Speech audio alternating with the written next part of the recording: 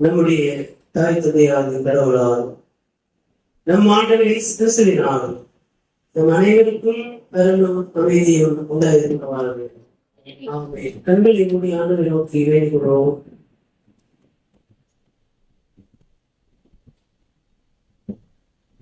நானே நல்ல மேய்ப்பன் தன் ஆளுநருக்காக தன் உயிரையே கொடுக்கிறார் என்று திருமண பிரச்சனை நம்பின் நிலவரவே இது அருமையான வார்த்தை. முதல் நாளிலே உடைய திருமண நிலையை நாங்கள் கூடி வந்து பிள்ளைகளாக நாங்கள் உடைய தோல் கொள்ள ஆண்டவருக்கு பாராட்டுகின்ற புதிய அருளுக்காக நற்கொடைக்காக ஆசீர்வாதத்தாக உங்களுக்கு நன்றிகளை நடத்துவோம். இப்பொழுதும் இந்த வேளையிலே உடைய ஆவியான் வழியாக திருமறையின் வார்த்தைகள் வழியாக துணையோடு உடைய திருமணம் என்பதை நாங்கள் உணர்ந்து கொள்ள ஆண்டவருக்கு அருள் செய்கிறார்கள். நாங்கள் துவக்க ஆண்டுகளாகவும் இந்த சமூகத்துக்கு நல்ல மேற்கொள்ளலாம் என்று உடைய மகனாகிய ஆண்டவர் பேசுவதற்கு கற்றுக்கொள்ள இப்போது எனக்கு உதவி செய்கிறேன் என்பதை உணர்ந்தவராக என்னுடைய உள்ளத்தை ஒரு சமூகத்தை உணர்கிறோம். ஆவியானவர் வழியாக எங்களுக்கு கற்பிக்கிறார்கள். இயேசுவின் வழியை வேடம் செய்கிறோம். நன்றி நல்ல நடந்தே. ஆமென்.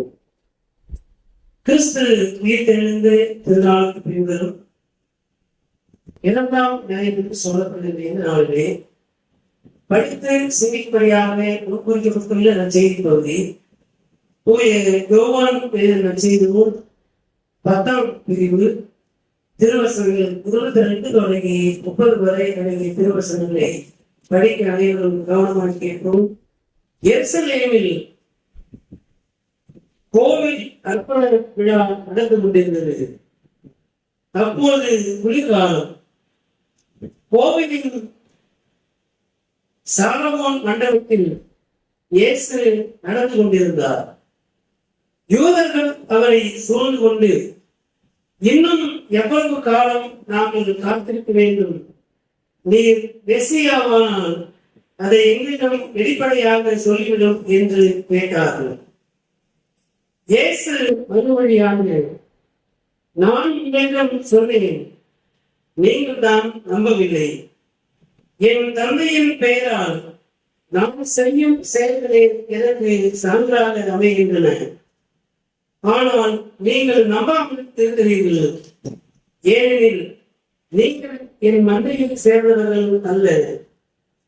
என் ஆடுகள் எனது குரலுக்கு செவிசாய்க்கின்றன. எனக்கும் அவற்றை தெரியும். அவையும் என்னை பின்தொடர்கின்றன. நான் அவற்றுக்கு நிறைவாழ்வை அளிக்கிறேன். அவை என்றுமே அழியாது. அவற்றை எனது கையிலிருந்து யாரும் பறித்துக் கொள்ள மாட்டார். அவற்றை எனக்கு அளித்த என் தந்தை அனைவரையும் விட பெரியவர்.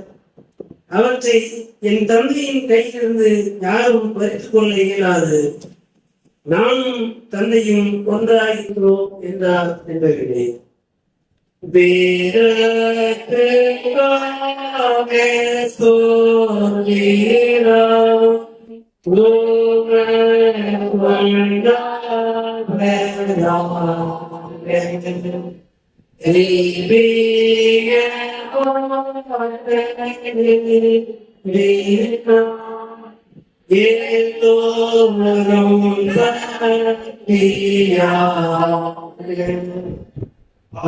ஆராய்ந்து பார்த்து சேர்ந்தேன்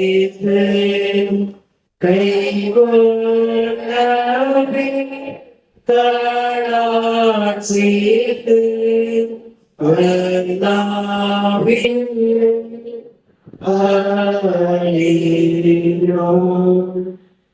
கிறிஸ்துவுக்குள் அன்பான இறைமக்களே, உங்கள் அனைவரையும் ஆண்டவர் இயேசு கிறிஸ்துவின் திருப்பெயராலே பார்த்துள்ளே இந்த அறிவுறுகிறேன்.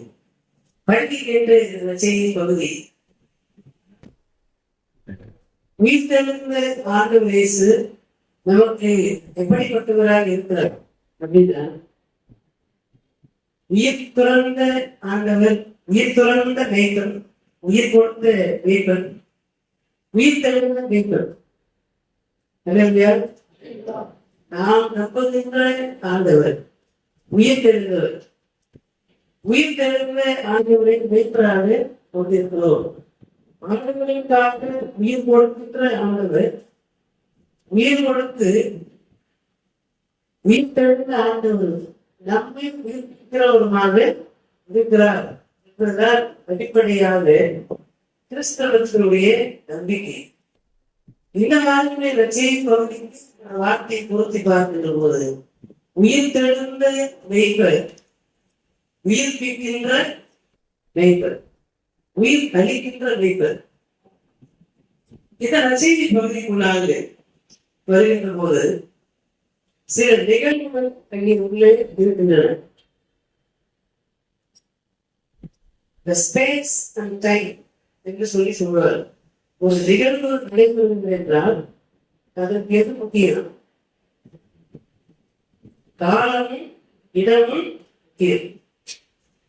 இப்போ ஆங்கிலேயர் இந்த வார்த்தையை சொல்லுகின்ற இந்த காலமும் சூழலும் என்ன என்று பார்க்கும் போது பொதுவாகவே ஆண்டவர் முதலாவது ஒரு உரையாற்றுகிறார். என்ன சொல்கிறார்? வெயிட்டி பணியை குறித்து ஆண்டவர் பேச தொடங்குகிறார். 10ஆம் அதிகாரம் தொடங்குகின்ற போது, நான் உறுதியாக சொல்கிறேன், ஆட்டுக்கொட்டையின் வாய்ப்பு வழியாக நுழையாமல் வேறு வழியாக ஏன் குதிப்போர் திருவரும் அல்லது கொள்ளையருமாய் இருப்பர் என்பதுதான் முதல்ல ஆரம்பிக்கிறார். வாசலாக இருக்கிறேன் என்று சொல்லி ஆண்டவர் சொல்கிறார். வாசலும் வேய்ப்பனமாக இருக்கின்ற ஆண்டவர், அதான் முதல் டாபிக். அதன் பிறகு வருகின்ற போது இயேசுவே நல்ல ஆயர், நல்ல மேய்ப்பன் என்பதை குறித்து ஆண்டவர் தம்மை குறித்த அந்த செய்தியை சொல்லுகிறார். நானே நல்ல மேய்ப்பன். நல்ல மேய்ப்பனுடைய வேலை என்னன்னா, நாங்களுக்காக உயிரை கொடுக்க முடிவுடையவராக இருக்க வேண்டும். ஓனாய் வந்து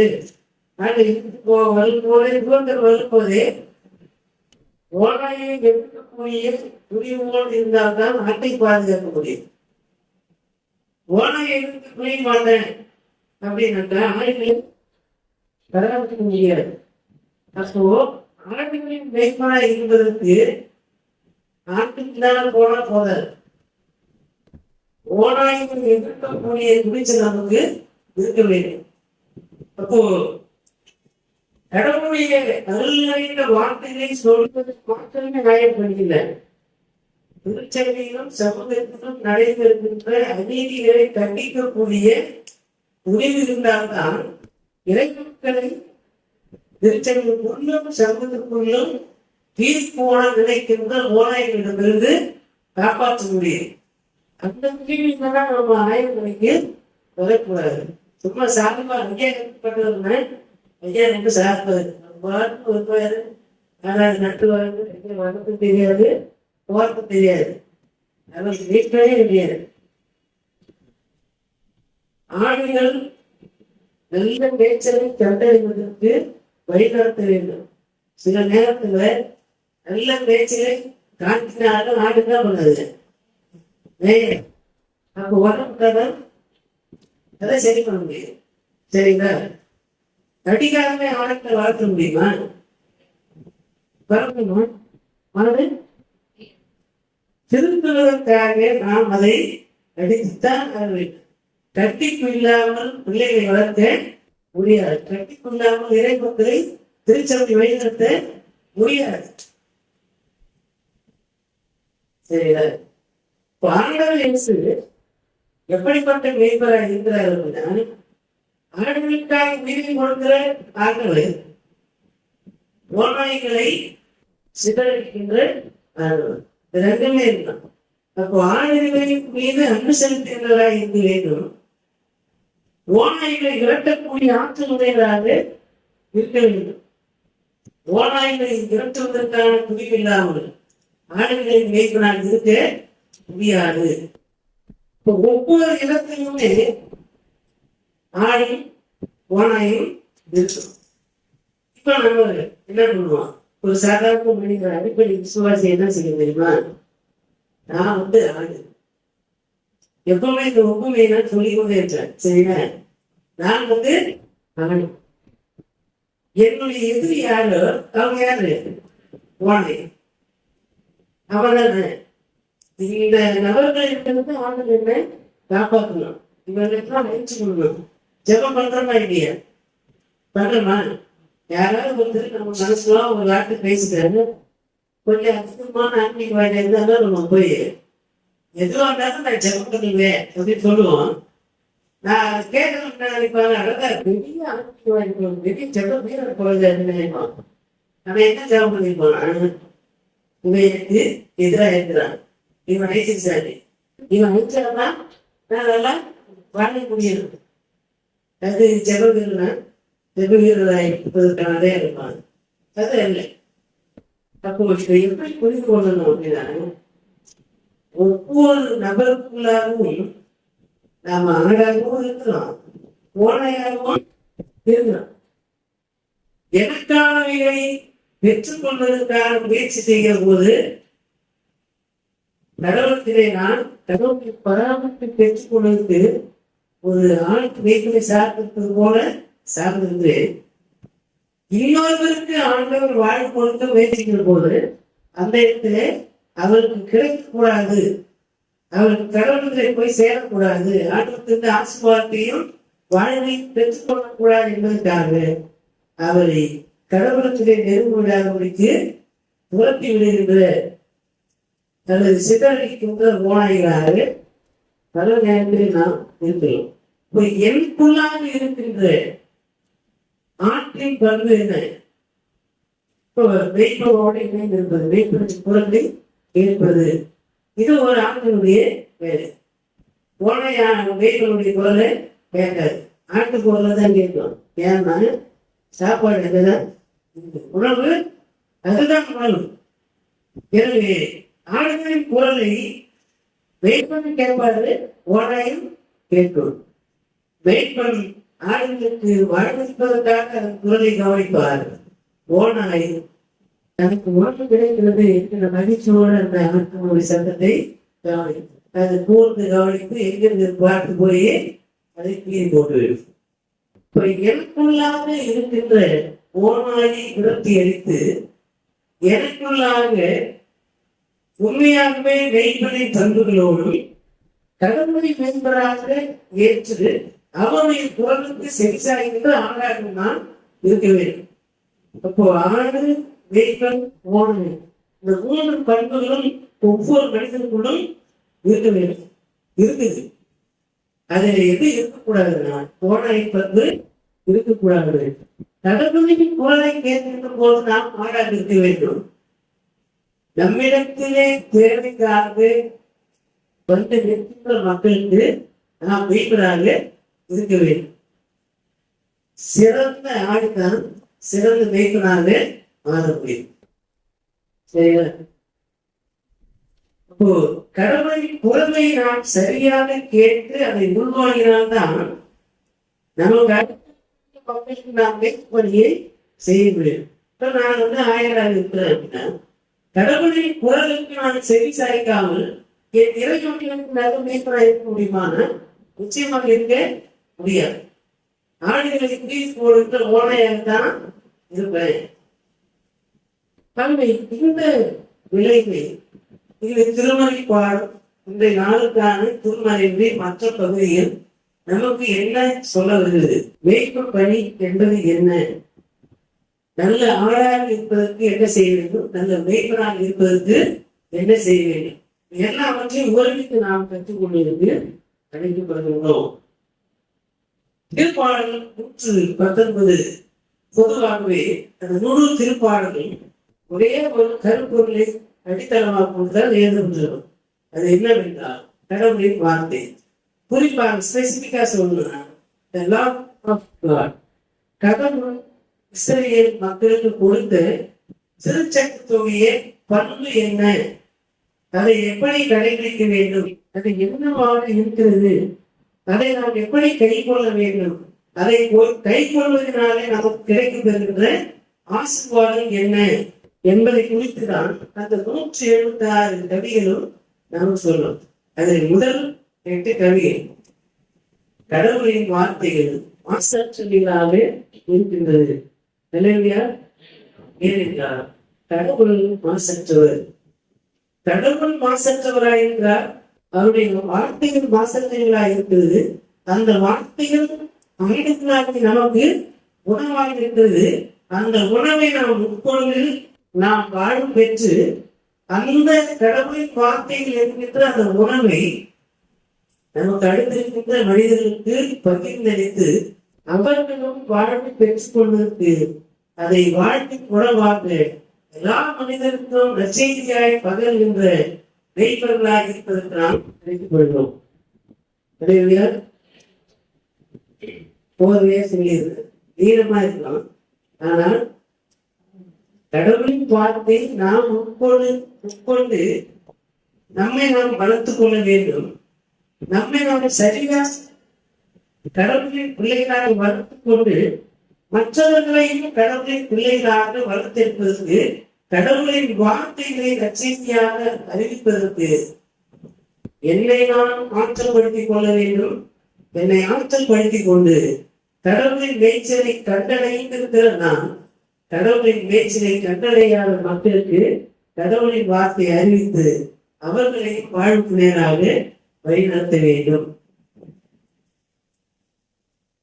திருமறையினுடைய வரலாற்றிலே பார்க்கின்ற போது மோசே இஸ்ரவேல் மக்களை எகிப்தின் அடிமைத்தனத்திலிருந்து விடுதலையாக்குகிறார். கடவுள் விடுதலையாக்குகிறார். மோசேயை விடுதலையில் கருமையாக அந்த விடுதலை இயக்கத்திற்கு தலைவராக மோசையை அனுப்புகிறார். இப்ப கடவுள் மோசையோடு நிறைய பேசுகிறார். மோசை கடவுளோடு இடைப்படுகிறார். இடைப்பட்டு பயங்கரமான போராட்டங்கள் 10 வாதைகளை கடந்து இந்த 10 வாதைகளும் எகிப்தியரை விரட்டுவதற்காக மாத்திரம் கிடையாது. அங்கே எகிப்தியர்கள் ஓனைகளாக இருக்கிறார்கள். இஸ்ரேல் மக்கள் ஆடுகளாக இருக்கிறார்கள். இஸ்ரேல் மக்களுக்கு இப்போ மோசே தலைவனாக கடவுளால் அனுப்பப்படுகிறார். மோசே தான் இப்ப யாரு? இஸ்ரேல் மக்களுக்கு மேய்ப்பர். இப்ப அவருக்கு 2 வேலை இருக்கு. என்னன்னா மோசேயை கடவுள் அனுப்பின உடனே பார்வோன் வந்து மோசே போய் பார்வோனத்துல என் மக்களை வந்து போக விடு அப்படின்னு சொல்லிட்டு பேசுறார். அப்போ அனுப்பல 10 வாதைகளை அனுப்புகிறார். மோசை மூலமாக 10 வாதைகள் நடைபெறுது. 9 வாதைகளை பார்வோனை சார்ந்தவர்களும் செய்கிறார்கள். சரிங்களா? 10வது வாதை மாத்திரம்தான் பார்வோனை சார்ந்த மந்திரவாதிகளாக செய்ய முடியுது. இதற்கு இடையே இந்த எகிப்தியர் என்கின்ற ஓனாயில் இருக்கிறது இஸ்ரேல் என்கின்ற இந்த அட்டுக்குட்டிகளையும் ஆடுகளையும் பாதுகாத்தார்கள் விடுதலை பண்ண வேண்டும். இதுல இருக்கிற சிக்கல் என்னன்னா இந்த ஓனாயிலும் மோசையை எதிர்த்து இந்த ஆடுகளுமே மோசையை எதிர்த்துட்டாங்க. இஸ்ரேல் மக்கள் வந்து மோசையை அப்படி உடனே தலைவர் ஏற்றிட்டாங்க. உரட்டாக்கமான மக்கள் இவங்க அப்பத்துக்கும் சத்திய கதிக்கும் வீழ்ந்து போயிருக்கிற அடிமையா இருக்கிறோம் என்கிற உணர்வில்லாமல் அடிக்கப்பட்ட போதுதான் கடவுளை நோக்கி அழுவார்கள். சத்திய கதி வந்துச்சுன்னா மறந்துடுவான். கடிமையாக வந்து மறந்துடுவான். அதனால்தான் துரிய பாடலை பார்த்தேன். நண்பரை சரியாக குணப்படுத்துகிறது கடல் கடந்து போய் திரும்பி வந்தாக்க திரும்ப ஒரு பெரிய கூட இருக்கும். அப்போ அவங்க பார்த்து நேர்மையாக கேட்பாரு, உங்களுக்கு சோறு தான் வேணும், சோறு தான் நீங்க இருக்கிறீங்க அப்படிங்கிற நேர்மையாக கேட்கிறார். ஏன்னா அப்பை குளத்தினாலே தான் இயேசு ராஜவாக்கள் என்கிற அந்த கூட்டம் அங்கே நின்று கொண்டிருந்தது.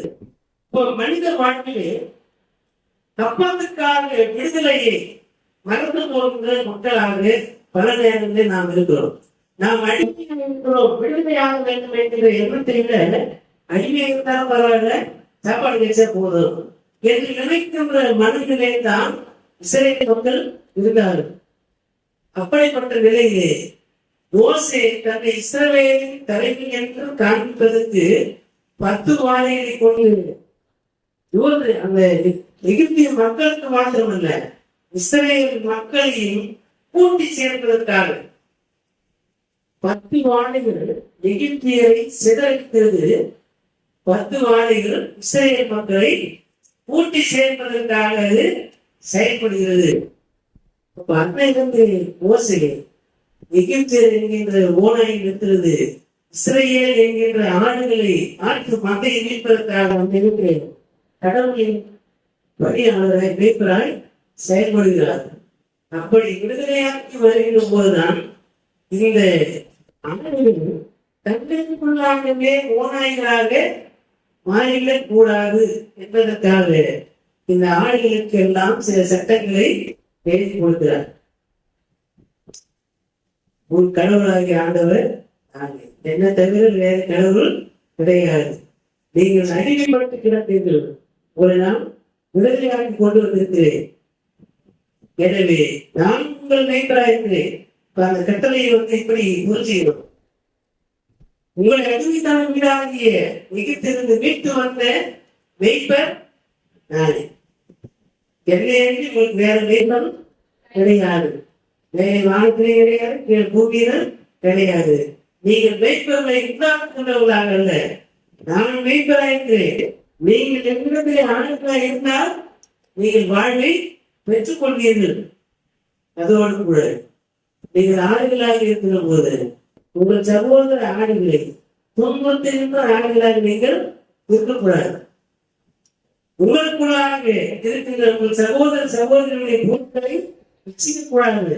உங்களை காப்பாற்றிக் கொள்வதற்காக அவர்களை காட்டிக் கொடுக்கின்றவர்களாக, துன்புறுத்துகின்றவர்களாக, பொய் சாட்சி சொல்கின்றவர்களாக நீங்கள் இருக்கக்கூடாது. நீங்கள் என்னிடத்தில் எந்த விதமான நல்ல மேய்ச்சலை கண்டனை விரும்புகிறீர்களோ அதே விதமான மேய்ச்சலை என்னிடத்தில் உங்கள் சகோதர சகோதரிகள் கண்டனை தக்கதாக மற்றவர்களுக்கு நீங்கள் இடமும் உண்டாக்காதபடிக்கு எப்பொழுதும் நீங்கள் சகோதர அன்பிலே விளைந்திருக்க வேண்டும். ஒரு ஆளாக இருப்பதற்கு பக்கத்தில் இருக்கிற சக ஆட்டையும் அதனுடைய குட்டிகளையும் பராமரிக்க வேண்டிய பொறுப்பு இருக்கிறது.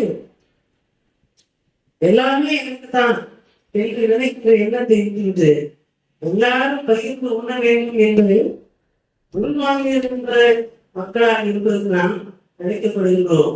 ஆகவே இந்த பகுதியிலே கடவுளின் வார்த்தைகள் கடவுள் அறிவிக்கின்ற வாழ்க்கை உணவாக இருக்கிறது. கடவுளின் வார்த்தைகள் எழுப்புவாழ்வுக்கான உணவாக இருக்கிறது. நீங்கள் அப்பதற்காக ஏறுகிறீர்கள், அப்பத்தினாலே மாத்திரம் அல்ல, கடவுளின் வார்த்தையினாலே ஒவ்வொரு மனிதரும் வாழ்வார் என்று முதுமலை சொல்லுகிறது. ஆகவே அப்பத்தை காட்டிலும் கடவுளின் வார்த்தையே வேளாண்மை என்பதை நீங்கள் விலகிக் கொள்ள வேண்டும். ஏன்னா நீங்கள் எழுதப்பட்டிருக்கின்றபடி ஆடுகள் அல்ல, கடவுளை மீட்பராக கொண்டிருக்கின்ற அனைவரையும் உள்ள மீட்பர்கள் என்பதை உங்களுக்குள்ளாக நினைத்துக் கொண்டு நான் உங்களை வைப்பு பலிக்காக அழைத்தேன்.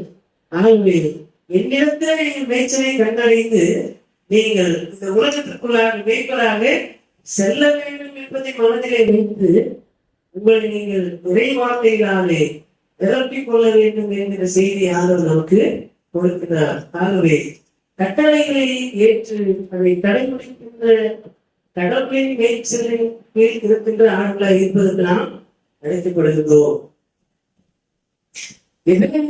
திருமணத்தை பார்க்கின்ற போது இயேசு உயிர் கொடுத்து உயிர் அளிக்கின்ற தலைமையாக இருக்கிறார்.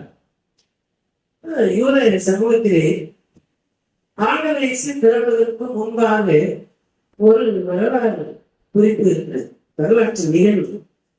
இப்ப இந்த நற்செய்தி பகுதியிலே நாங்கள் இந்த வாழ்க்கையை பகிர்ந்து கொள்ள உட்படுகின்ற போது அந்த சூழல் என்ன என்றால், இயேசு கோவில் அர்ப்பண விழா காலத்திலே சாலமோன் மண்டபத்திலே விழா கொண்டிருந்தார். அன்றைக்கு எருசலேம் ஆலயம் கட்டப்படுகின்ற போது கோவிலும் அரச அரண்மனையும் எல்லாமே பக்கத்துல பாருங்க. ரெண்டாவது, கோவிலை அரசன் கட்டினதுனால அந்த கோவிலே அரசனுக்கு என்று ஒரு இடம் இருக்கும். அந்த இடத்துல வந்துதான் அரசன் என்ன பண்ணுவாரு, வழிபாட்டுக்கு ஆயத்தமாகி வருவார். இப்ப நம்ம கோவில்ல வந்து பார்த்தோம்னா வெஸ்டின்னு சொல்லுவோம். வெஸ்டி எதுக்கு அப்படின்னா, ஆலயத்தின் பட்டுக்கோட்டுகள் ஆலயத்திற்கு வெளியே எடுத்துட்டு போகக்கூடாது. அதனாலதான் எப்பவுமே வந்து ராபோஜி பாத்திரம், அப்பம், ரசம் இதெல்லாம் வந்து வீட்டுக்கு வயிறு எடுத்து போகக்கூடாது. வெள்ளி பாத்திரமா இருந்தா பாதுகாப்பா வைக்கிறது எடுத்து போறோம்னு சொல்லுவாங்க. ஆனா கோவில் போல கோவில் இருந்து தான் பண்றது, எடுத்து போகக்கூடாது. நம்ம என்ன பண்றது, திருச்செங்கோட்டையே தேவைக்காக ஸ்பீக்கர் எடுத்து பயன்படுத்துறாங்க, பயன்படுத்துறாங்க. திருவருட்சாதன பார்த்தீர்கள் பதிவேற்கக்கூடியவற்றை ஆலயத்திற்கு வெளியே எடுத்து போகக்கூடாது.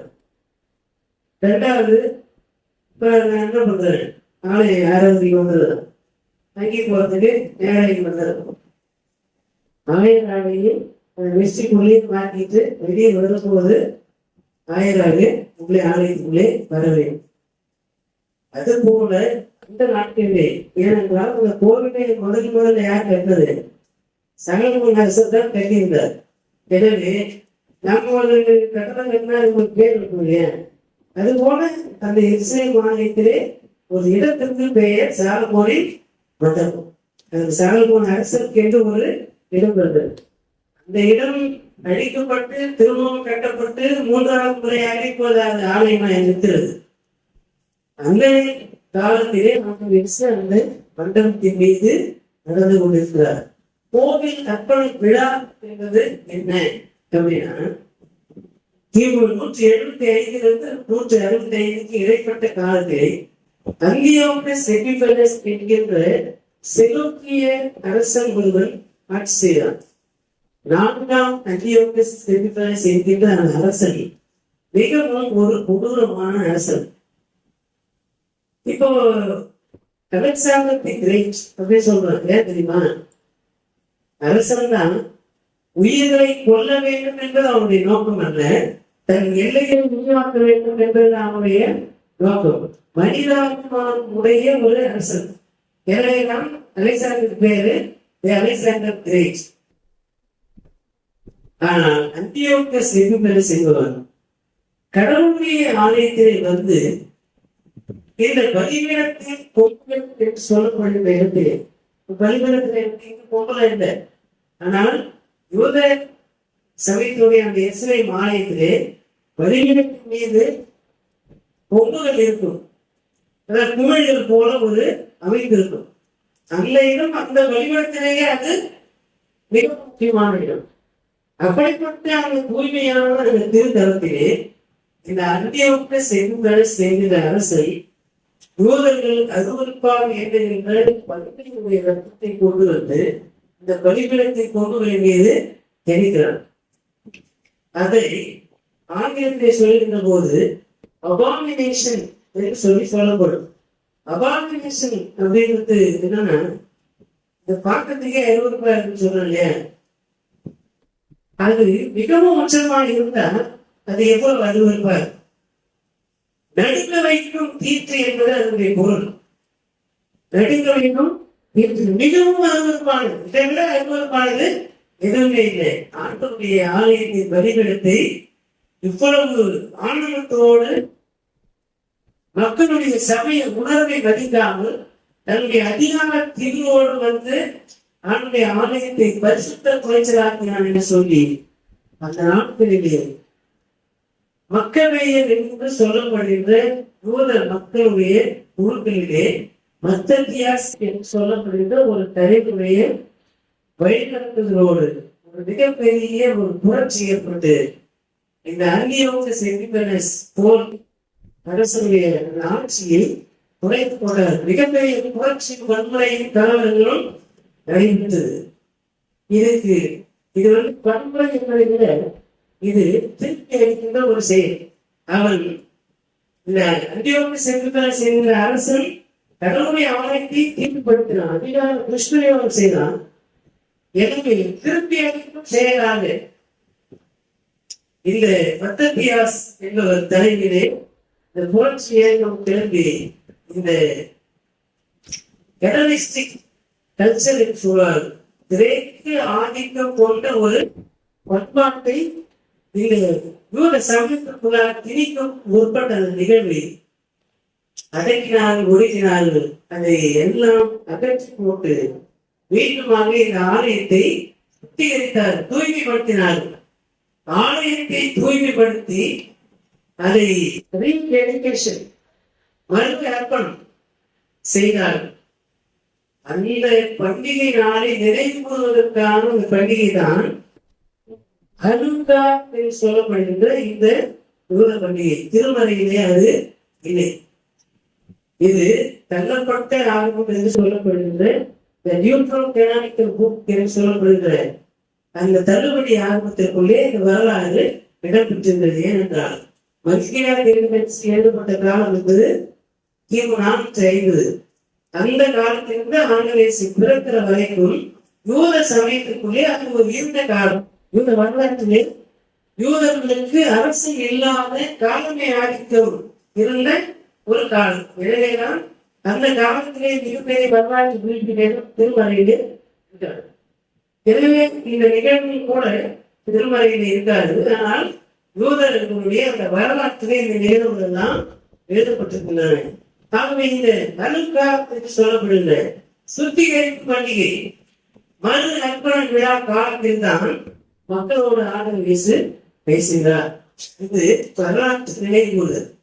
ஏன் ஆண்டவர் இதை பேசுகிறார்?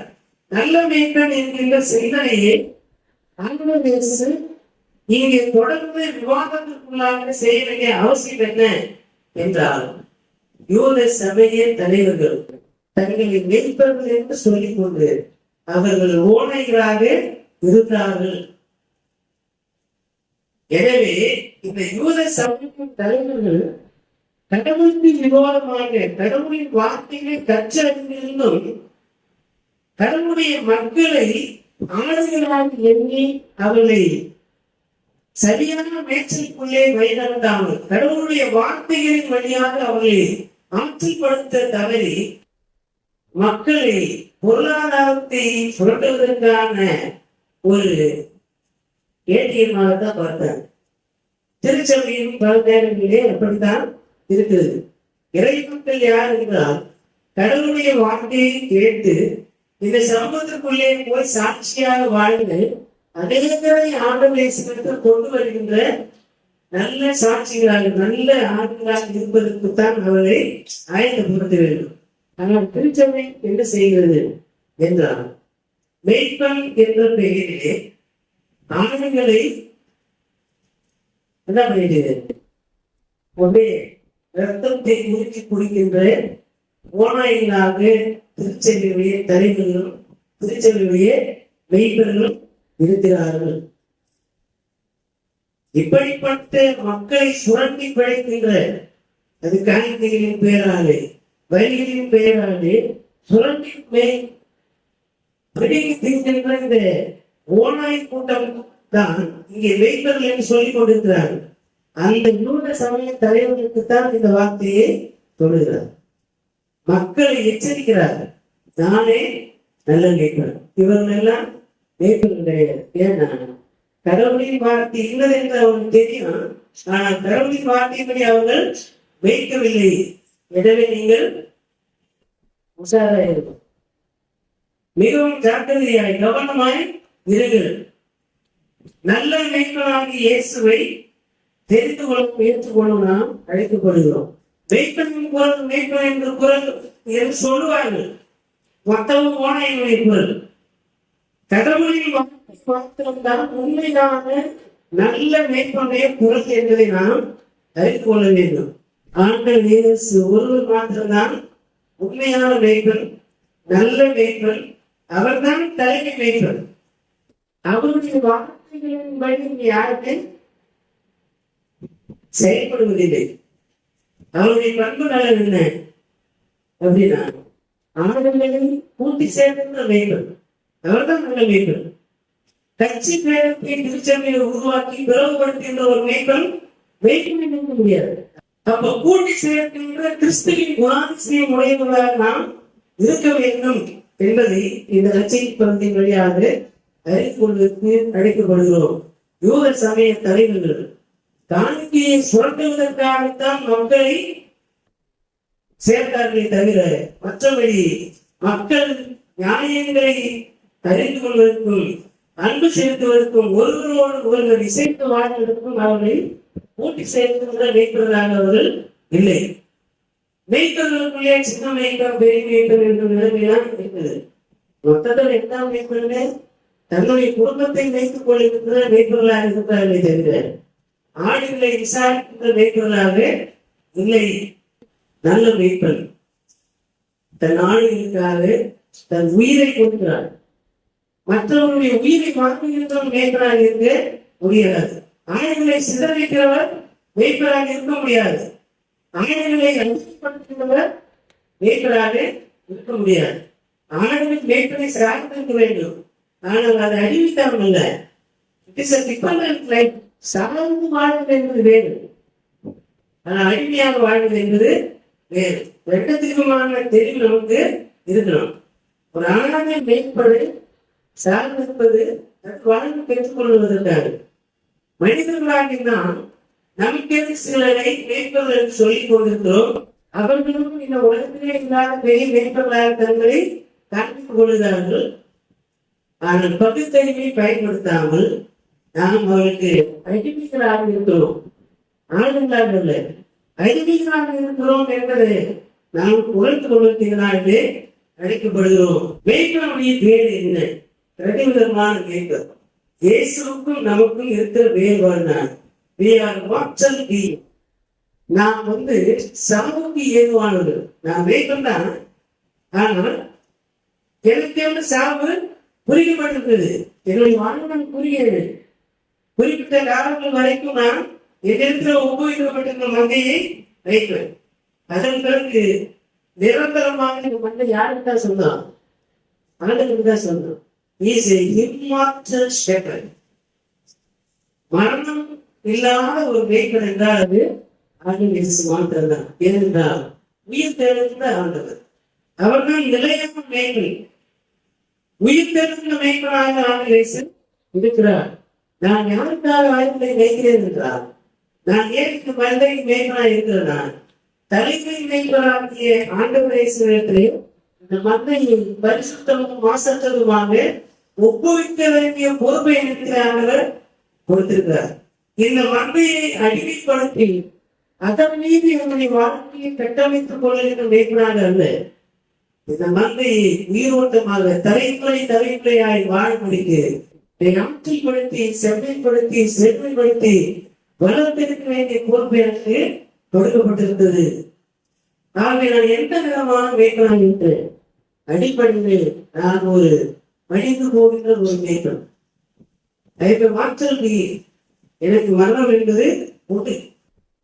கடவுள் மாத்திரமே இம்மாற்றல் மரணம் இல்லாத கடவுள், உயிர் தெழுந்த ஆண்டு இயேசு. எனவே அந்த மேய்ப்பு பணியை நாம் கற்றுக்கொள்வதற்கு அழைக்கப்படுகிறோம். அவருடைய தன்மையோடு கூட இந்த மந்தையை மேய்க்கின்ற மக்களாக நாம் இருக்க வேண்டும் என்பதைத்தான் ஆண்டவர் இடத்திலே எதிர்பார்க்கிறார். தலைமை மேய்ப்பர் ஆண்டவர் பண்பு என்னென்ன?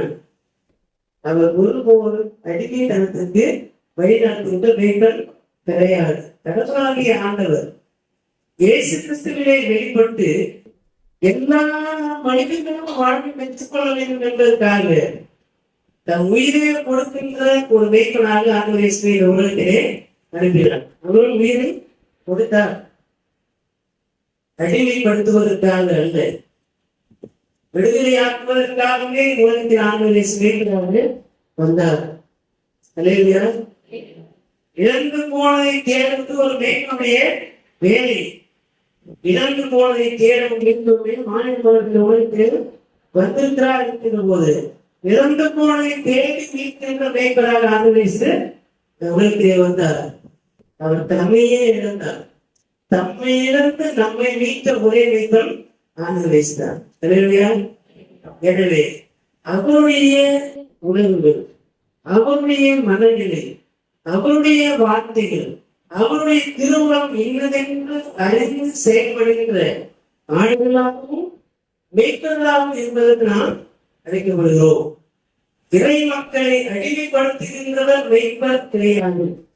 நம்முடைய மேய்ப்பன் கிறிஸ்துவினுடைய சாயலை பிரதிபலிக்கின்றவர் தான் உண்மையான மேய்ப்பன் என்பதை நாம் அறிந்து கொள்வதற்கு அழைக்கப்படுகிறோம். A good shepherd never guides, never leads to sin, but he always leads to liberation. அடிமைத்தனத்துக்கு அல்ல, விடுதலைக்கு நேராக வழிநடத்துகின்றவர் தான் மேய்ப்பன். கட்சிகளை உருவாக்கி சபையை பிரித்து குடும்பங்களை பிரித்து தனக்கு ஆதாயம் தேடுகின்றவர் அல்ல மேய்ப்பர். சபையை கூட்டி சேர்க்கின்றவராய், விசுவாசிகளை கூட்டி சேர்த்து குடும்பங்களை கூட்டி சேர்த்து வழிநடத்துகின்ற மேய்ப்பர்களாக இருப்பதற்கு நாம் அழைக்கப்படுகிறோம். ஆண்டவருடைய மாதிரி இருபத்தி நேராக வழிநடத்துகின்றவர் அல்ல ஆண்டவர். ஆண்டவர் சொல்லுகிறார், நான் இந்த உலகத்துக்கு ஒளியாக வந்திருக்கிறேன், உங்களை நான் இந்த உலகத்துக்கு ஒளியாக அனுப்பிட்டேன். நீங்கள் இந்த உலகத்துக்கு ஒளியாயிருக்கிறீர்கள்.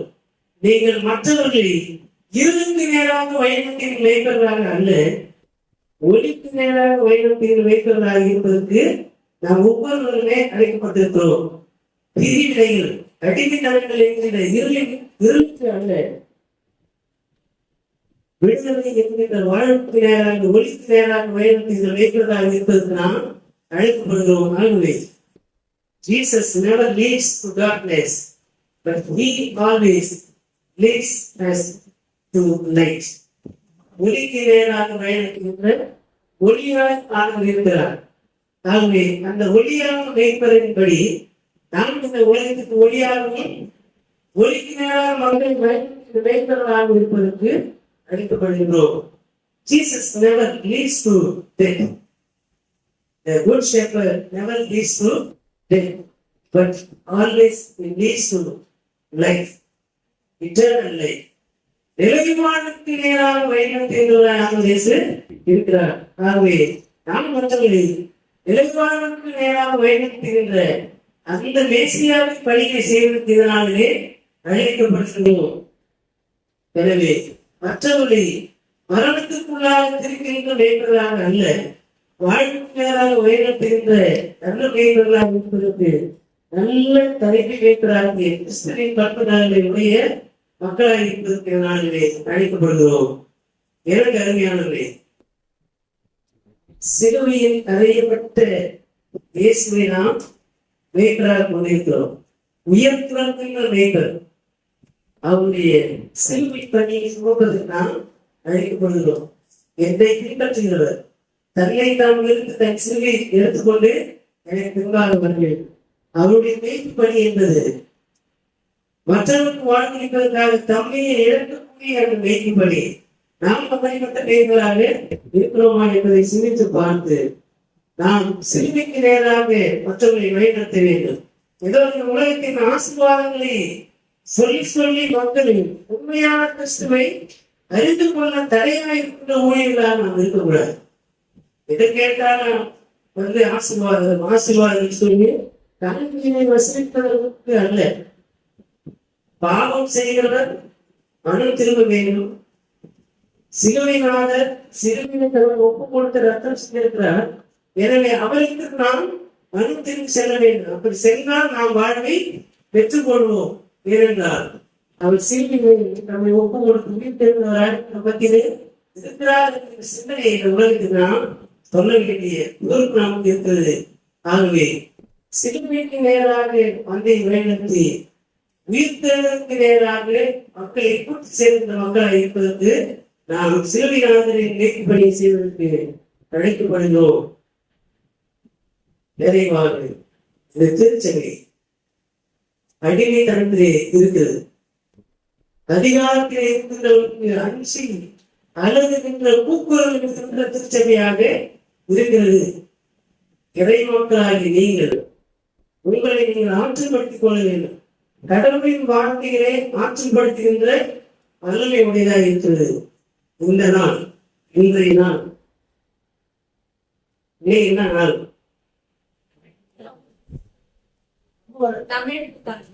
அவ்வளவுதான் ஐயா என்ன பண்ணிருக்கலாம் சொல்லிவிட்டு. என் அம்பேத்கர் பிறந்தான்னு சொன்னா என்ன வாயை பூசுமா இல்லையா? அப்போ நாம் வாங்கி வைத்திருக்கிறோம்.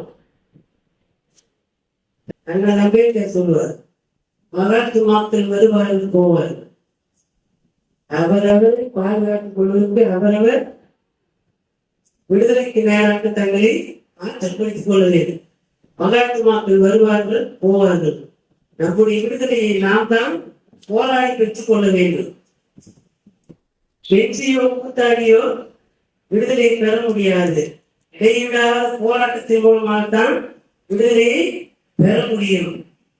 இயேசுவை தம்முடைய வாழ்க்கை மூலமாக வெளிப்படுத்தினாரா என்றார். நிச்சயமாக வெளிப்படுத்தினார் என்று ஊர்களுக்கு சொல்லுங்க. சரியா? இழந்து போனதை தேட வேண்டும், ரட்சிக்க வேண்டும் என்பது ஆண்டுடைய நோக்கம் என்றார். இழந்த நிச்சய கூத்தாடியோ பெற முடியாது. இடையறாத போராட்டத்தின் மூலமாக தான் பெற முடியும். இடையறாத போராட்டம் இருந்தால் தான் விடுதலை பெற முடியும். எனவே இந்த நாளிலே இது ஒரு விடுதலையின் பெருநாள். சொல்லுவாங்க, கிறிஸ்தவ சபையை அம்பேத்கர் பிரச்சாரம் பண்ற மேடைன்னு தைரியமா சொல்லுவாங்க. எத்தனையோ கதைகள் சொல்றான். நான் அமெரிக்கா போய் நான் அட்டன் போன நம்மளை பத்தி சொல்றோமே இல்லையா? நம்மளை பத்தி சொல்றதுக்கு எல்லாம் பயன்படுத்துறாங்க. நல்ல விடுதலை போராட்டத்தை பற்றி இந்த இடத்துல சொல்லாட்டா வேற எங்க போய் சொல்ல முடியும். எனவே இந்த விதமான மனிதர்கள் எல்லாம் நமக்கு முன்மாதிரியான ஒரு வெளிப்படுறாங்க. கிறிஸ்துவின் சாயலை வெளிப்படுத்துகிறார்கள். அதைதான் சொல்லணும். சரிங்களா?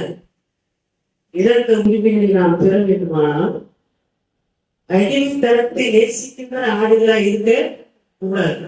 உண்மையான நல்ல பெரிய மேய்ப்பனாகிய கிறிஸ்துவை உள்வாங்கவில்லை. ஏன்னா அவர் அப்பாயின்மெண்ட் போட முடியாது, டிரான்ஸ்பர் போட முடியாது, ப்ரொமோஷன் கொடுக்க முடியாது அப்படின்னு நினைச்சுக்கிறாங்க. எல்லா அப்பாயின்மெண்ட்டும், எல்லா டிரான்ஸ்பரும், எல்லா ப்ரொமோஷனும் ஆண்டவரால் தான் நமக்கு கிடைக்கும். மனிதர்கள் நம்மை துன்புறுத்துவதாக நினைத்து எதையாக செய்யலாம். ஆனால் எல்லாவற்றுக்கு பின்பாக கடவுள் ஒரு நோக்கத்தை வைத்திருப்பார். அவரை தலைமை மேய்ப்பராக கொண்டிருக்கிறோம். அவரே நல்ல மேய்ப்பராக இருக்கிறார். அவர் நல்ல மேய்ப்பர் மாத்திரமல்ல, வல்ல மேய்ப்பர். நம்மை போராட்டத்திலிருந்து தப்பு வைக்கின்ற ஆற்றல் மிக்க, பேராற்றல் மிக்க ஒரு மேய்ப்பர் இருக்கிறார். அது ஆண்டவர் இயேசுதான். நம்முடைய மேய்ப்பர், தலைமை மேய்ப்பர் இயேசு கிறிஸ்து என்பதை மனதில் கொண்டது. உண்மையான அவருடைய குரலுக்கு செவி சாய்ப்போம். அப்போது நாம் விடுதலை அடைவோம், வாழ்வை பெற்றுக் கொள்வோம். இனி நம்மை ஒருவரும் அடிமைப்படுத்த முடியாது. என்னுமான வாழ்க்கை தருவதற்கு ஆண்டவர் வல்லவராக இருக்கிறார். இந்த சிலைகளோடு நம்மை நாம் ஆண்டவத்தை ஒப்பு கொடுப்போம். கடவுள் நம்மை ஆற்றுப்படுத்தி உயர்த்தி காப்பாளர்கள். ஆமை கண்களை மூலியமாக வேண்டி கொள்வோம். எல்லா புதிகளுக்கும் கோதிரம் பாத்திர இருக்கிற நன்மை நல்ல ஆண்டவர். மனமகிழ்ச்சியான வார்த்தை முதல் நாளிலே உடைய திருமுறைகளை நான் வந்து தோல்வி கொள்ள ஆண்களை பாராட்டிய தயவுக்காக இருக்கிறதாக தொடர்ந்து உடைய திருக்கருத்தை நான் ஒப்புவிக்கிறோம். நீரே நல்ல மேய்ப்பராயிருக்கிறீர், நீரே பெரிய மேய்ப்பராயிருக்கிறீர், நீரே எனக்கு நல்ல மேய்ப்பராயிருக்கிறீர் என்பதை உணர்ந்து நான் ஓநாய்களை கண்டு அஞ்சியவர்களாக அல்ல, போலியான ஆண்களை பிரித்தாளர்கள் மேய்ப்பவர்களை தன்னை அஞ்சுகிறவர்களாக அல்ல, தலைமை மேய்ப்பராக உண்மை நான் முன்வைத்து உங்களுடைய மேய்ச்சலை கண்டடைத்து உடைய மேய்ச்சலை அனைவரும் கண்டறிய தக்க நல்ல வழியிலே, வாழ்வின் வழியிலே, ஒளியிலே நாங்கள் வழிநடத்த மேற்கொள்வதாக இருக்கும் நினைக்கிறேன். ஆண்டவர் இப்போது கற்பித்திருக்கிறேன், இதை எச்சரித்திருக்கிறேன் என்பதை நான் உடலுக்கு செய்யலாகிறேன். யாவையான் வழியாக எங்கள் துணை செய்கிறார்கள். எல்லா துதிகள் நமக்கு யாவத்துக்கு பொருட்களை சேர்க்கிறோம். இது ஆண்டு பெற்றோர் வழியாக வேண்டுதல் செய்கிறோம். அன்புடைய வைக்க நல்ல கடவுளே. ஆமே. அனைத்து ஆற்று நிலைகளுடைய தாய் தந்தை மாதிரி கடவுளுடைய அன்பும் நம்முடைய ஆளும் அமைதியும் யாவையினுடைய வலிமையை பாதுகாப்பு பராமரிப்பு மாறாத உடல்நிலைக்கு உதவும் வைக்கவும்